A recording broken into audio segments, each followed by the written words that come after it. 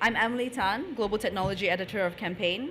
And here we have Steve Marsh, PhD, founder and Chief Technology Officer at GeoSpock. And then we have Omaid Hiwaizi. You guys sat in order, I like this. Global Head of Experience Strategy at Blippar. Then, we have Michael Nutley, Interactive Media Consultant, and Paul Gubbins, Programmatic Consultant. So it should be an interesting session. I will now turn it over to Dr. Steve for his presentation. So good morning, everyone. My name is Dr. Steve Marsh, and I'm just going to set the scene a little bit around what is AI and why is it so important. So as mentioned, GeoSpock is a big data processing engine. It was designed to solve the problems that we're seeing with current technologies. Simply put, we are generating more data than we ever anticipated, and current tools are on fire. GeoSpock started life as part of a PhD research topic at the University of Cambridge, where we were building a custom supercomputer to carry out real-time simulation of human brain function. Now, I get asked this question a lot, which is, why is AI important? And the big takeaway answer on this is that AI creates winners. AI is largely responsible for the dominance of Google, Amazon, and Facebook, and it's no coincidence that they have some of the best AI researchers in the world. And with these mastery of AI techniques, they're able to dominate markets, they're able to increase their revenues, and they're able to actually reduce costs of processing all of this data. They get insights beyond where most people can ever dream of. Now, AI is used a lot, colloquially and technically. The definitions range quite a lot. Now, at a very high level, AI is a system that attempts to maximize for a certain set of outcomes. Now, that could be playing Pong decades ago, it could be a supercomputer playing chess or AlphaGo, or it could be a system that's optimizing advertising campaigns or using virtual reality to help people navigate through physical environments. AI can be deployed across a range of industries and for a range of high-level outcomes. Now, we often talk about machine learning and how that differs. Now, machine learning is one of the techniques that you can use to create AI. AI can be algorithmically, or it can be using the latest statistical or probabilistic techniques to be able to look for patterns in your data. And often we talk about deep learning as well. And the difference there is that whereas in machine learning you have to define the outcomes ahead of time, deep learning uses the algorithms themselves and the data itself to pull out that patterns for you. But the computational cost of that is immense, and it's extremely powerful, and more people are using it. But we're going to discuss this later in the panel. In terms of where AI is deployed in the industry, there's a vast amount of different use cases. We talked about campaign optimization, personalization. We can optimize running costs of infrastructure. We can target users better. And we're going to hear from a few panelists in a moment just how important this type of technology is for this sector. Now, the trouble is, with these great innovations, there's often barriers to entry. And fundamentally, there are a few big ones. It's very complex to get into, and hopefully at the end of this session, we will be able to demystify some of that and help you get into this AI game. But there's also the cost of getting into it, and really you have to define those values ahead of time and partner with the right organization. It's very difficult to start from scratch in this space. But I think on this note, I'd like to hand it over to the panel session, and we can open it up. I'm sure there's going to be some fantastic questions asked, and we're going to get into depth of discussion. Thanks. Thanks, Steve. So now the funny thing is that when we were discussing this panel, we even within the group, we can't quite agree when machine learning is AI and when machine learning is not AI, or is machine learning never AI, or is all machine learning AI. And you know what? We thought we'd just open it up here and just go through some of the definitions out there, and then talk about what definitions actually really work within the AdTech industry.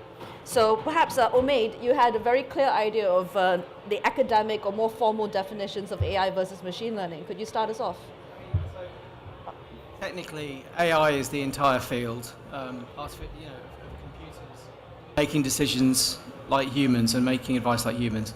Sitting underneath that are 2 or 3 different categories of different activities. One of them is deep learning, another is machine learning, a third is analytics. And deep learning, as Steve mentioned, is the process of a computer system ingesting huge amounts of data, and then without us really understanding what the clusters are and the process it goes through, clustering that information into relative concepts and ideas, and some kind of order, often described as a neural network. Now, the issue there is that what's inside the box, we don't really know what it is. We just know that in the future, when we send it ideas and data, it comes back with insights based on what it's learned historically. A bit like a human brain, you don't really know what the wiring is. Machine learning's a little step over, where the system has already started to understand certain criteria about a particular data set. It could be pictures, it could be audio, it could be advertising response rates. And within that, a human has set some of the criteria by which outcomes can be judged. And then what happens is the system, as it sees more data, optimizes its algorithm within those set criteria. So machine learning requires humans. Now that sounds a bit like an algorithm. The question is, an algorithm is another thing which Programmatic already uses. And I would argue that the difference between an algorithm and machine learning is the point when we're not quite sure what's going on in the box. When it's learnt enough itself, while it's set between criteria set by a human, it's gone beyond what the human's rules have set. And it's a very, very soft edge between kind of algorithmic optimization and machine learning, I would say, but they're not the same thing. But now the word AI is thrown around a lot. In terms of when it's, let me see, Paul, you talk to a lot of AdTech vendors and players, and when they use AI, the term AI, are they often referring to machine learning, and does that distinction matter? I think it matters massively. At the moment, artificial intelligence is used as a kind of umbrella term in the digital advertising sector, and I think that's probably causing a lot of confusion. Again, many DSPs, probably over 10 years ago, were using basic forms of algorithms. Computational costs have come down massively since then. Cloud-based services have opened up, and they've enabled people to overlay machine learning output on top of the data that they have from their algorithms. However, I think the lines become massively blurred, back to your point, when we start to distinguish the differences between machine learning output and true autonomous AI. So massively, those two terms are used interchangeably. AI is the umbrella term, and I think there's a lot of confusion. Even myself, I don't know yet the true applications or whether or not it's genuine in the use of advertising today. There's definitely algorithms, there's definitely machine learning models, but when it comes to the application of artificial intelligence in programmatic advertising, I don't know what that looks like. So Steve, how does GeoSpock define what it does? Is it machine learning? Is it AI? And do you make the differences clear to your clients or? It's a very interesting one. I think fundamentally we realise that the big problem is the data problem. So that's the one that we decided to tackle first. We use various different techniques on that. And so you start off in the machine learning world, and as you stay in that world, you realise that the current machine learning techniques hit their limit. Okay. And then what is the limit that machine learning techniques can hit? So there's a certain amount of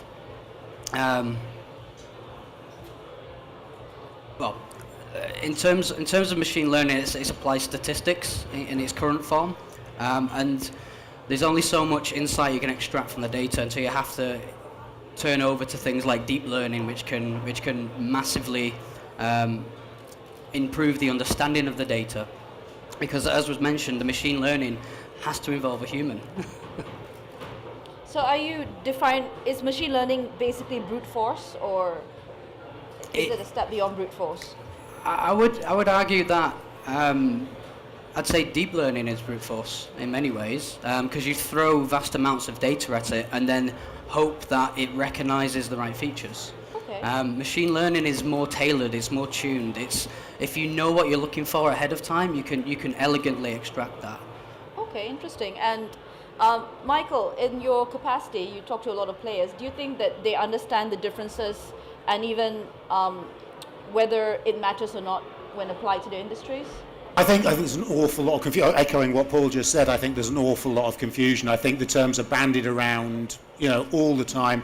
The simple fact that people talk about robots, again blurs the lines, makes it more difficult for people to understand what's actually going on, where we actually are right now. Yes, there are people applying.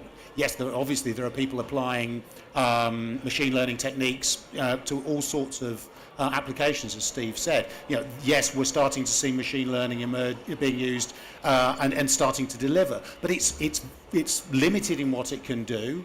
It takes time for it to learn what it's supposed to do. And so there's this kind of, the robots are going to either kill us or take our jobs, and nobody knows which is going to come first.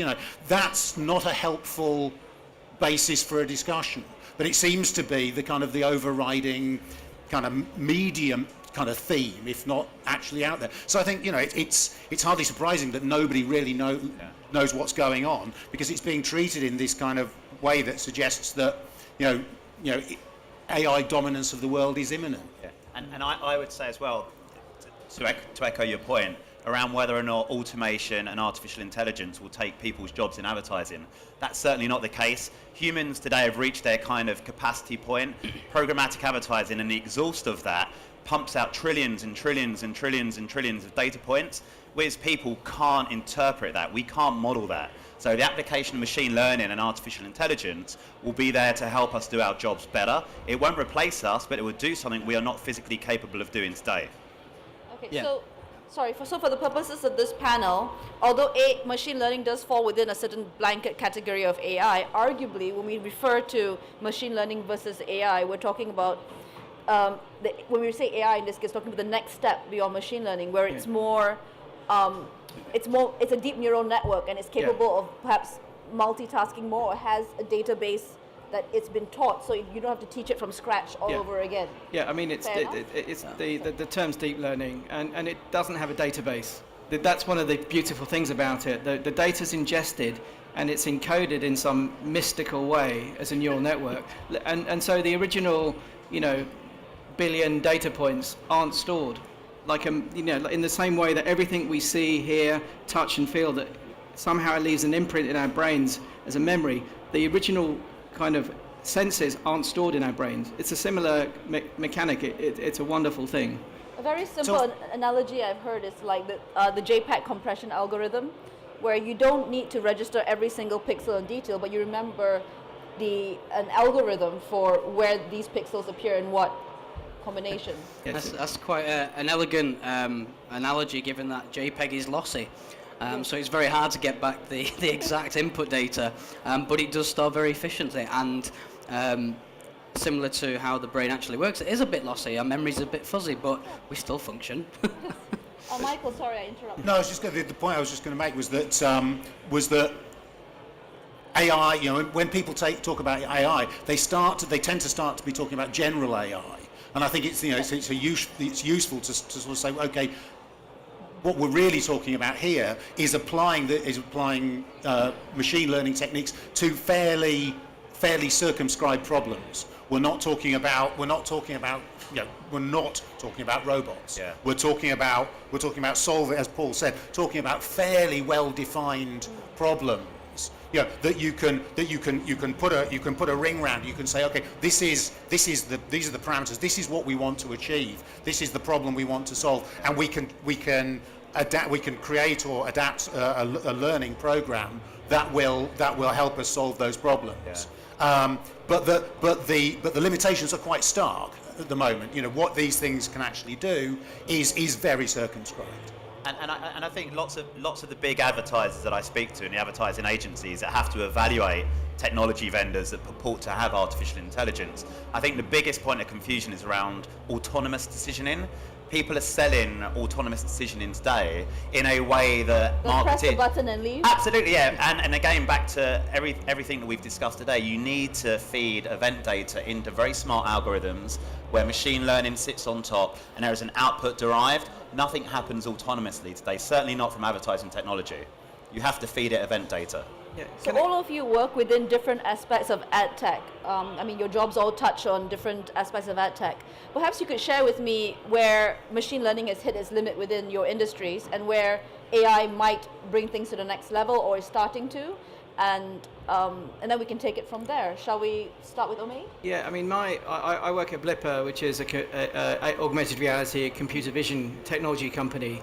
And we use AI, deep learning, and machine learning as part of our visual search technology. What we found is that we're producing a very horizontal approach to visual search, so that you can point our systems to anything, any person, any object, and it recognizes what it is. And that's computer vision. That's a version of machine learning called computer vision.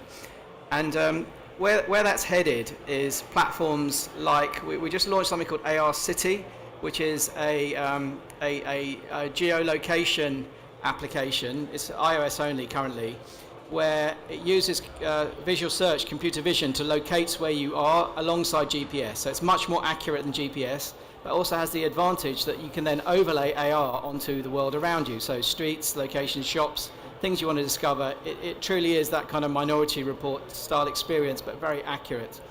Now, if you think about that and where we're headed with that, the amount of data we gather as someone navigates the world, as they're taking in images and we're cross-checking where they are and so on, and building the context, once we get into monetization on that, we're going to have an extraordinary amount of opportunity to purposefully target via context. You know, exponentially more data than you'd have in a regular, programmatic context, which tells you the site you're on and something about the user. And in that instance, I actually don't think you could process the information algorithmically effectively. There's too much. It would require, an AI approach to actually realistically produce results where you could drop in advertising suitably where the user would thank you. Okay. Paul, what about programmatic? The world of programmatic. From a programmatic perspective, machine learning is still relatively, I guess, early. The output today is optimization around performance of campaigns, whether or not an impression or a creative is likely to yield a click and a conversion. Artificial intelligence will be used a lot to derive fraud. Unfortunately, when it comes to automation of advertising, there is a lot of fraud because fraudsters are following the money. I think we've already seen some PR this week around some of the very large social networks really leveraging artificial intelligence to start looking at quality of editorial controls, people spoofing domains, people uploading illegal content. So I think that's where artificial intelligence will really come into its own in the programmatic and advertising sector. It will help around fraud and quality of editorial controls. Okay, and Dr. Steve, what is your, how does it apply to what GeoSpock does? Well, it was, you made a brilliant point, which is as soon as we start taking in contextual data, it's exponentially more data than we've ever really generated to this point. And we're looking at this from a futuristic perspective. I mean, even today we're processing trillions of rows of data. There's no way a person can look at all of that. And so you need machine learning and then later deep learning techniques to start extracting those insights from that on a very large scale. And that's the type of techniques you need to get to those next generation offerings in terms of personalized marketing and things like this. I don't see a future where AI isn't deployed everywhere. So what are the, oh wow, louder.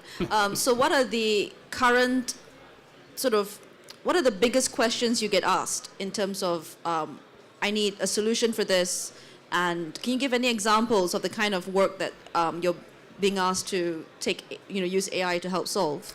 Sure. Well, oftentimes people are gathering this large amount of data, but it takes way, way too long and too much money currently to process it.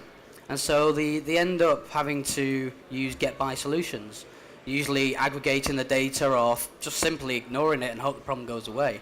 And they leave an awful lot of that value on the table. So where we come in is we say, well, actually, not only can we handle that vast amount of data, we can do it for far cheaper than you are doing currently because of this next generation technology we have.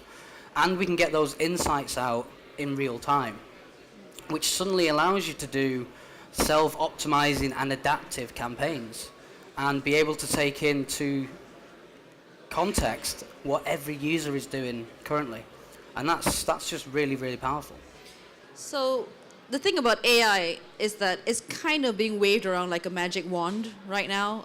Everyone is, in fact, even some of the problems I've heard when I speak to marketers and even people from the agencies is that, every AdTech and startup will use the word AI now because it gets better funding. How do you determine if A is really AI or at least advanced machine learning, and whether it actually does something and it does something useful and that it would and performs better than a cheaper, simpler solution that is not AI or machine learning? Who wants to take this one? I guess true AI is very expensive, right? That's why we've seen lots of early traction from the likes of IBM, who have open sourced Watson. You have Salesforce with Einstein. And again, talking from an AdTech perspective, lots of companies in the AdTech space that are competing with the likes of Google, Facebook, and Amazon don't have huge R&D budgets, so they don't have the ability to go out and build proprietary AI. They're very much dependent on third parties to crunch a lot of the data assets that they push into them and then extract those input kind of signals back out. But in our industry, there is no kind of barometer or watermark that enables a marketer or an agency to determine whether or not something is true AI. There are no benchmarks. The IAB, the AOP, all of the governing bodies that kind of sit holistically over our industry are asking themselves the same questions, right? There's many agencies in the room today. How does an agency distinguish between somebody selling advanced machine learning or mature artificial intelligence? Those benchmarks don't yet exist in our industry. Is there anything wrong with using an open API for your solution? No. It is. If you ask me, that's where you legitimately go, okay, you really are using AI. Absolutely. For me today, that lends credibility, right? If I was evaluating vendors and somebody said they were taking a very large data set that was their own proprietary output and they were pushing that into Watson, instantly for me that would say they're credible, right? Because we know that Watson's scaled, it's tested, it's validated, and it works very well. However, that's not to say if somebody builds AI themselves it doesn't work. But again, there's lots of ambiguity around how you test and how you validate somebody's proprietary models today. The thing that's holding up a kind of a generalized approach to deep learning, like the general AI, is a lack of data. Regardless of how much data we have, there isn't enough data to make generalized AI work. And that's why quite a lot of the platforms you've mentioned have an approach where they offer you deep learning processing free in exchange for all your data. And it's not a coincidence that they're seeking. When you have conversations with AI kind of academics, when I do anyway, within about a minute they're asking me how much data I've got and what am I willing to share with them. That's the thing that makes the difference in terms of pushing the envelope in terms of AI. What kind of data are they after? Well, it just depends what area they're interested in. So, AI works, as we've kind of alluded to, really well currently today in limited channels where the data's kind of variations on a theme. So we've got car recognition working to like 98% accuracy. Because cars are generally fixed shaped objects and you can photograph them from every angle in every lighting condition, and that's a limited kind of world, and so you can make it very accurate. But to make a generalized approach that has those as well as wildlife, as well as food, as well as human faces, in all the instances and all mixed, then it becomes hugely challenging, that generalized approach. And what I've just described is all within computer vision, leave alone any kind of data, because obviously generalized AI should take any kind of data source, audio, sound, creative briefs from creative agencies, radio scripts, whatever, and understand it all. And hence, you can see it just ends up being bewildering, Okay. Michael, what is your bullshit test when you interview people when they say, "Oh, we have AI"? That's a really tough question to answer, because it's almost approaching it from the wrong way around. It's almost what you're actually looking for is a solution to a problem. That's I think at the moment that's the way to think about it. It's will this technology solve my problem? Now, if you're being asked to pay a premium for an AI solution, you should certainly be looking under the bonnet, or finding somebody. Basically, you should be finding an expert to look under the bonnet for you. But it's all, the test is almost as Paul said. You're at the kind of problems you're going to be looking at to solve with this stuff are going to be problems around complexity. It's stuff that it's just simply too difficult for people to do. You can't do it on a spreadsheet. So if the technology solves your problem, that may actually be that may be enough. And as it develops, then it will solve the problem better. And just to pick up on Omaid's point about data, this is really crucial, because the quality of this isn't going to be news to anyone. The quality of the outputs are going to depend on the quality of the inputs. And so there's a really interesting discussion going on in the US at the moment about whether copyright data, whether the use of copyright data to teach AI systems falls under fair use. And this really matters, because at the moment people are training their AI systems on publicly available data, which is flawed. And it's relatively small data sets, and it is kind of heir to all the problems that human communications are party to. We need to be able to train our systems on bigger, more representative data. And until we do that, we're going to have, the results we're going to get are not going to be optimal. Okay, wow. And how common is it for clients to run tests? Like, they run, like if you're a programmatic campaign, and you're a programmatic platform, you claim you use AI, run it against one that they already have. How often should clients be doing this more often, or is it already standard industry behavior? I think many agencies, the people that actually license programmatic technology and the clients that do it in-house, are already starting to have those conversations with vendors. But again, back to your point earlier, it's very difficult for them to distinguish between who actually has it and who they should be paying a premium to. Again, all DSPs by default are powered by algorithms.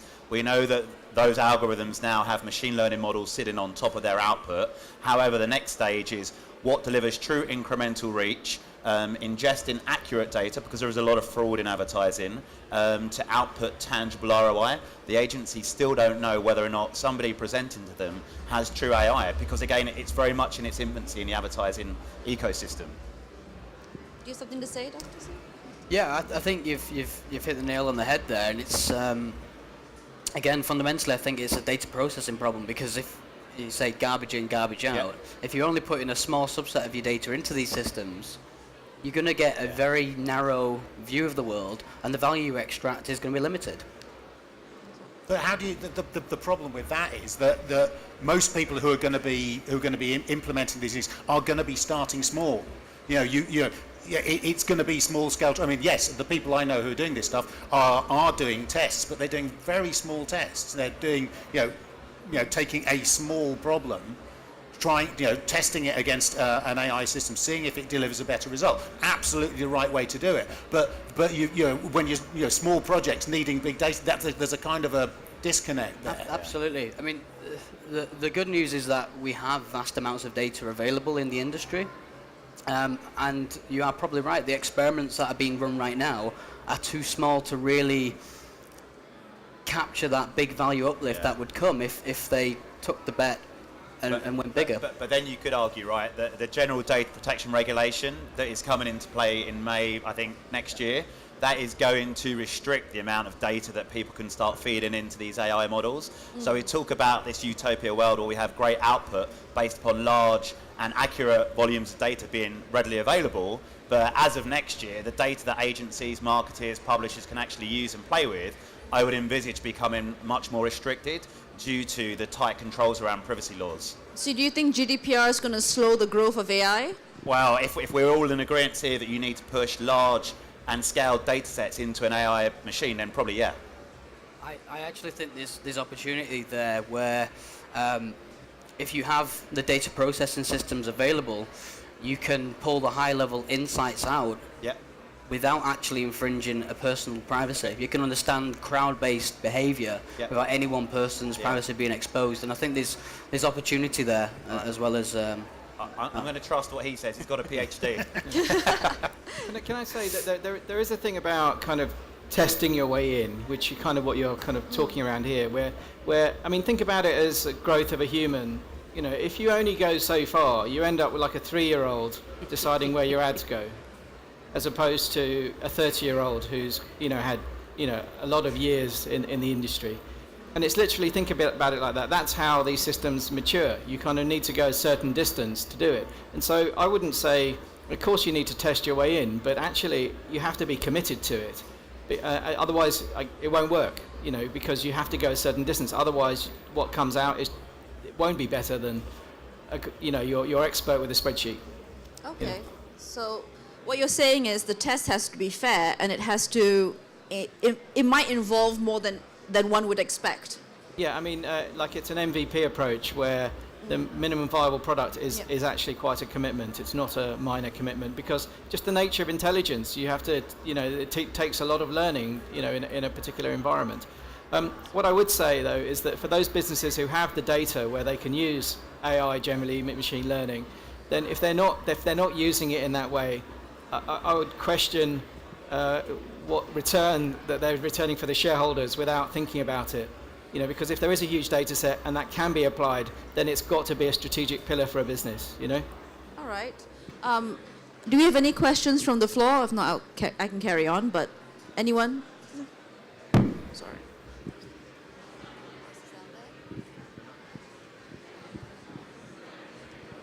Hi, good morning. Malik from Knockout Gaming. So basically you said machine learning and artificial intelligence can be used when human cannot process a lot of data. I'm a bit skeptical about everything.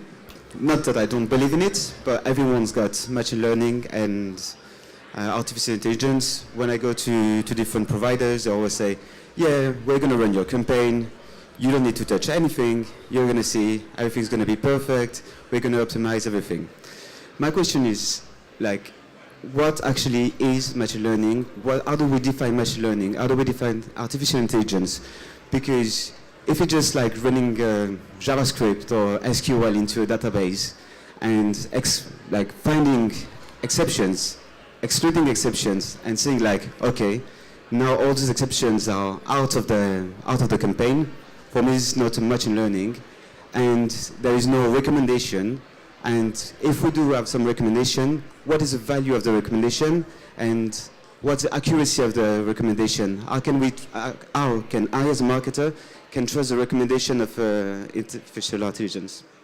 Well, from a DSP perspective, demand side platform, the machine learning should deliver you some tangible ROI that you can't yourself optimize against. So if you're running a campaign, £20,000, you've got a basic algorithm that's optimizing to clicks, but a DSP with a good machine learning model should be able to find you some incremental upside that you can't physically find yourself, or find it very quickly.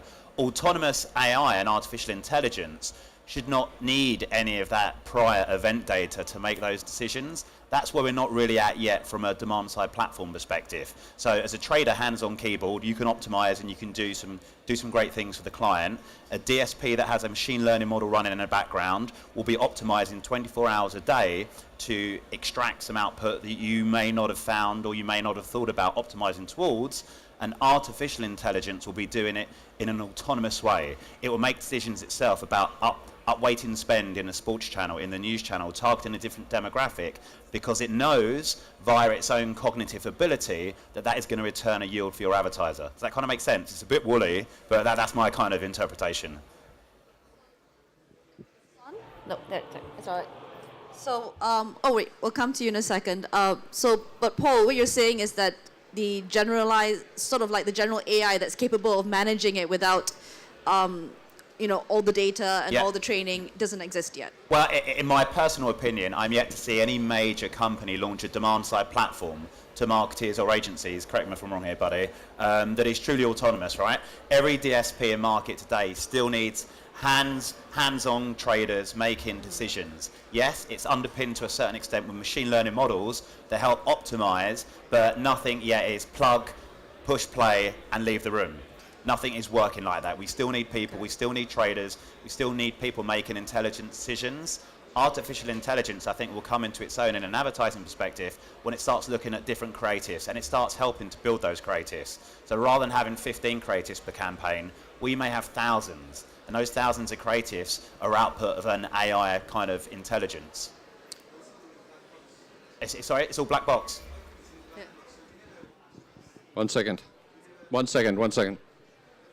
Sorry, just before we carry on, we have an app. If you want to submit your questions, you can submit them. You can submit them anonymously as well. I'm not a big fan of anonymous, but if you want to be anonymous, please say, and we can post them up, and you can ask. We'd like to hear from some agencies in the room as well. No, I was just saying, like, as a DSP, everything is a black box. We actually never have any clue about what are the recommendation. Yep. We don't even know. Maybe we will create, the machine learning will create 1,000 of campaign, but we don't know Yes. what. So what I would say there very briefly is that you should absolutely be asking your DSP vendors. All of the good guys will be really open with you. They'll let you kick the tires on their logic. They'll talk to you about how their algorithm works. And if they do have any kind of artificial intelligence or advanced machine learning, they will be more than happy to lift the hood and show you how that works. So I would absolutely push back on your DSP. If you think your DSP is a black box, you need to really start asking some tough questions of those guys. Okay. That fits perfectly with what I was going to say. Is for me, obviously, artificial intelligence and machine learning is very key. But what we need to develop is beyond that. Is probably around value models and also kind of highlighting actually the learnings that we get from there, which will allow us, from a business point of view, to make decisions that will push forward our overall marketing strategy. I absolutely agree. And I think we're not there yet because we still feel like everything is being done in a black box, in that actually all the learnings and where the human comes back into play, we're actually not being capable of surfacing all the learnings that we got from there. So in the ideal scenario, you'd close that loop. All of the output from your programmatic activity and advanced machine learning should help inform your wider marketing plans, be that TV, out of home, radio, press, etc., etc. So again, it goes back to the openness of the vendors that you work with. You should be given absolutely 100% visibility of all output. And if you're not, you need to be asking your vendors for that. Hi. My name's Kristen, and I write for Forbes, and I'm really very interested in the intersection of music streaming data and automated advertising tools. So I was wondering if any of you have had any conversations or experience working with streaming data from Apple or Spotify and integrating that, specifically granular level consumer data, and integrating that into your advertising in any capacity. Well, I mean, we are exploring those because, who's listening to what and where can be very indicative of the mood of a person and how open to be influenced by certain creative. It's very powerful, and again, it comes back to contextual understanding by the application of machine learning and things like this. And I mean, we as a company, we're in the tools business. So we supply the tools which help the people get those valuable insights out of that data, because streaming data is a big problem. There's a lot of it, and trying to get that key nugget is really difficult. By the time you've processed that streaming data, that opportunity has already been lost. And that's why we need this next generation of technology and tools to allow you to have the AI, making that decision on the fly, and we're not quite there yet. Name's Rob Marshall from Maxis UK. The question kind of goes back to the black box question around if we have systems, even if we get a look into the logic of how they're built, if they work on a level that we can't understand, how do we deal with the education within clients to say a machine will be making a decision that we'll see the output and we'll see the input, but actually what goes on in between is completely unknown because it's gone beyond what we can understand. How do we deal with that question when it's making decisions about where our marketing budget is going and who it's buying? It's a good point about traceability, and if we're taking this from a machine learning approach, machine learning is applied statistics. So we have the mathematical understanding to see why a certain outcome was delivered, but these decisions are being made so fast that they may run away.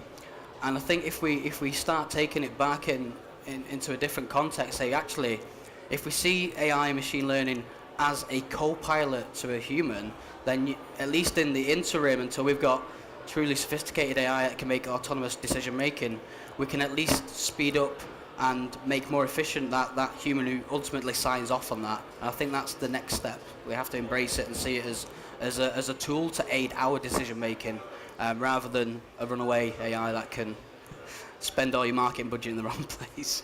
Isn't the AdTech world a very appropriate place to test with limited budgets across multiple suppliers with multiple approaches, and then it doesn't matter what happens in the black box? You know, the outcomes tell the story, or is that not the case? I think That argument has sort of crashed and burned recently. we can't, due to fee transparency, and again, a lot of smoke and mirrors existing in the programmatic world.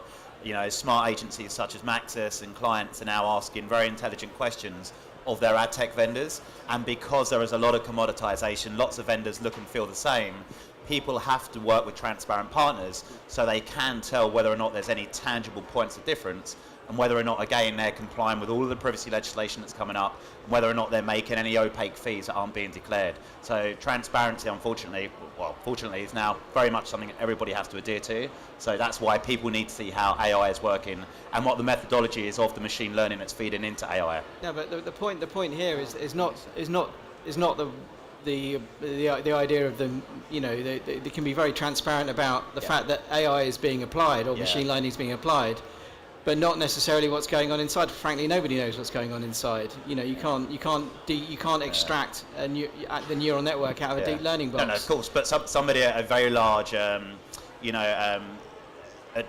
consumer marketeer is going to ask those questions. They're going to say, look, we're not going to entrust an agency with tens of millions of pounds and then have you guys deploy it without us understanding why somebody's targeting males rather than females. That kind of contradicts everything the marketing's been built around. I understand, playing devil's advocate slightly, I understand the machines are smart enough to make those decisions, but humans will always want to know, you know, why their ad campaigns are running in a particular way, so they can learn from that, close the loop, and then apply that logic to other parts of their marketing plans. No, I agree. I think there's a for what I'm describing to be the case, there'd be required to be a massive cultural shift where people believe that deep learning boxes can be trusted or not. You know, I think it's one of those things where we have to bring people on the journey. You know, it's sort of like the Google Glass, where it was way too early. We're not ready for that yet. We might all be 2 years from now. We might all have something strapped to our heads and be quite happy about it. But you know, when it launched, people weren't ready for it yet. And every summit I've attended lately that is technology and AI focused has talked over and over about building a moral code into the AIs that we build so that people trust them. Elon Musk, Stephen Hawking, who else was there? Demis Hassabis, you know, they all talk about how we have got to use AI for good, or we're not going to let it do anything. And as the most robotic principles have been dragged out again, so hopefully we'll come to a time where the machines have these, you know, inbuilt moral codes. But until that point, I think the black box approach is just not gonna fly, especially not in this Not in this climate, right? Agreed. I think there's there's a distinction to be drawn between what the box is doing right now and how it works. We can you can't necessarily say what it's doing at this precise moment, but you can say this is the problem that these are the parameters that we set it. This is the methodology that we set up. You don't necessarily know what a computer's doing at any particular moment in its processing cycle, but you can say these are the parameters of the program. This is not dissimilar. By looking at the outputs, you can draw conclusions about what's going on inside. We know what's in the box. We just don't necessarily know what's happening at that moment. What you're saying is very clearly define what the box is and is not doing, what it can and cannot do, and perhaps the parameters and rules that have been set for it, so you can explain those. Yeah, exactly. Because actually, we're not at the stage where we're doing anything any clever. Well, I don't know, Steve. Maybe I'm wrong. But my understanding is we're not at the stage where we're doing anything much cleverer than that. Not really. We can explain the algorithm. We can explain the methodology. But yes, it's still a box. Maybe it's just a grey box. No? Yeah, I think you are right. Yeah, it's a grey box because of its complexity, and if we draw the analogy to processor technology, there's billions of transistors on the chip that are changing state all the time. We don't really worry about that processor growing legs and running off, and AI has maybe a billion neurons in there that have been trained. It's very limited in what it can do, and it takes a hell of a lot of different components to build up that big artificial generalized intelligence, which I think is kind of where we're thinking. But AI itself is a way to build up very constrained, repetitive models that can then be applied in certain contexts. You take it out of the context, it falls over. Okay, so we're getting quite fun. I mean, it's getting quite sci-fi, which I like. But I'm going to drag us back to the hard practicalities, because that's what this workshop is for. And so up here we've had this screen talking about barriers to adoption all this while. I will say that as long as we're writing about big data, just about every single one of these points apply to every big data solution out there, which is complexity, scale, unstructured data, what the hell do I do with it, cost, unknown returns, business inertia. If this applies to AI as well, are people going to adopt it? Does it let you leapfrog anything? Well, those who are employing AI are clearly winning. You would say that. If you look at the winners in the market, that they are taking those next generation let's put it technologies. this way then. Unstructured data. Yeah. That is something that has taken huge computing power and lots of human time to fix. And that is a big barrier to companies using their data in a reasonable way. Can AI solve unstructured data faster than previous solutions? I believe it can, yeah. AI is very good at drawing correlations where, as humans, we would struggle to. And you can see the outputs. If you can take in data from lots and lots of different sources, some of it incomplete or inconsistent or sparse, and AI will fill in the gaps and then tell you the general trends on that. And I would say as well, to that point around unstructured data, today we talk to desktops, mobiles, tablets. Fast forward 24 months and it will be almost every single device in the home will be connected, and every single agency, every single advertiser will want those outputs, they'll want them modeled, and they'll want to activate against those outputs in a programmatic way. And this is where artificial intelligence, machine learning will really start to get massive traction and adoption, because those trillions of data points we discussed earlier will be multiplied 10 times due to the Internet of Things. So basically these problems are going to get bigger. Absolutely. And the only solution that we possibly have is AI, because we cannot make computers any faster or have much higher processing power. We're already at capacity today. You know, I think we've all iterated the fact that what we need to do, we can't do on Excel, we can't do with spreadsheet models, we can't do it with operations staff. We have to now very much think about how we move to the next iteration of understanding, modeling and activating the data sets that all of our devices basically pass back out to us. Okay, with that, I'll turn it over to Andy from GeoSpock to give us some key takeaways from the panel. Thank you, everyone.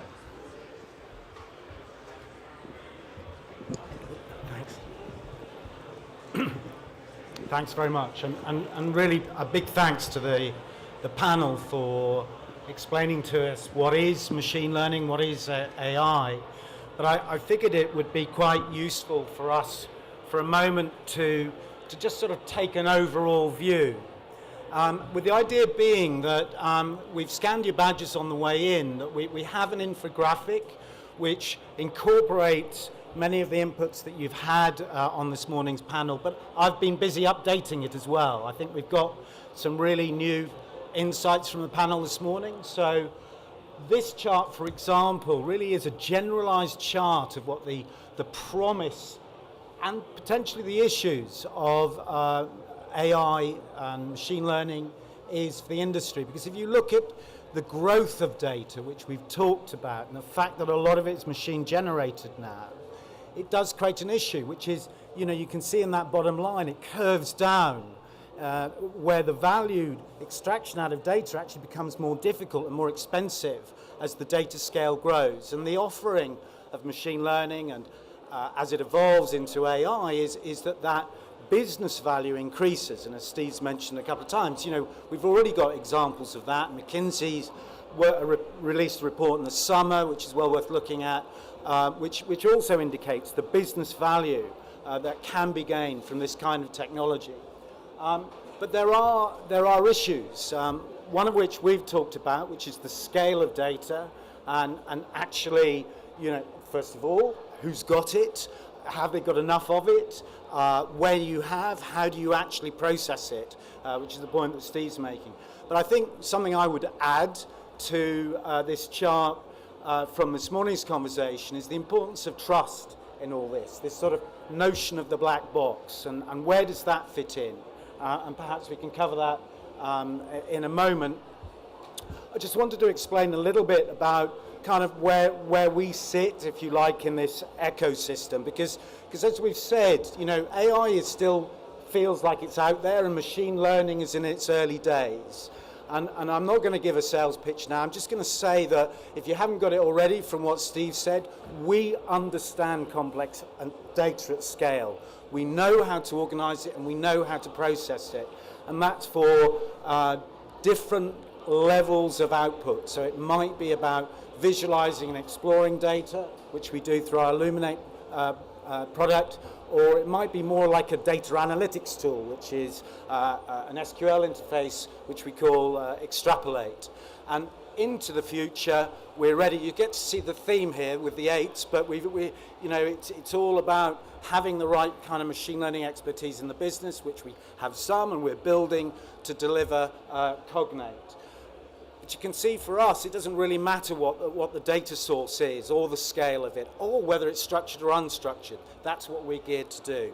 So that's kind of the end of the sales pitch.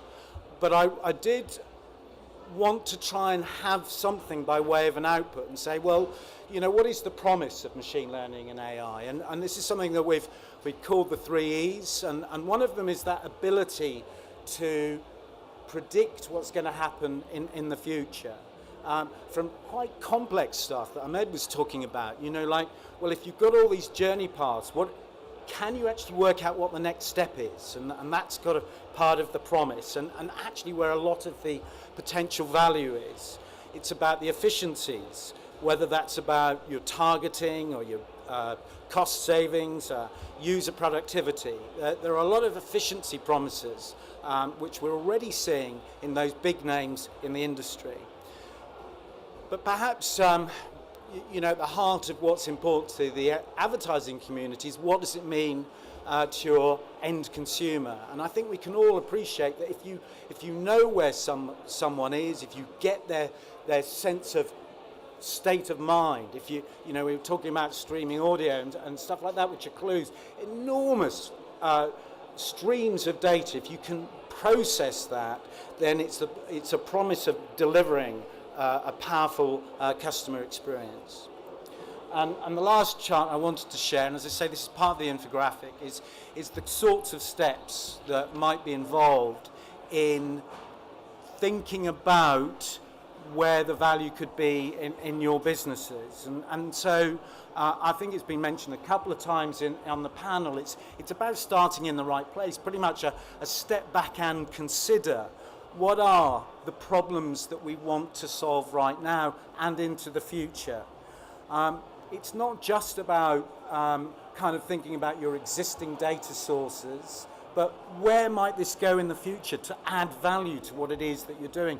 Often it's a hindrance right now to think, oh God, another data source, how am I going to deal with it?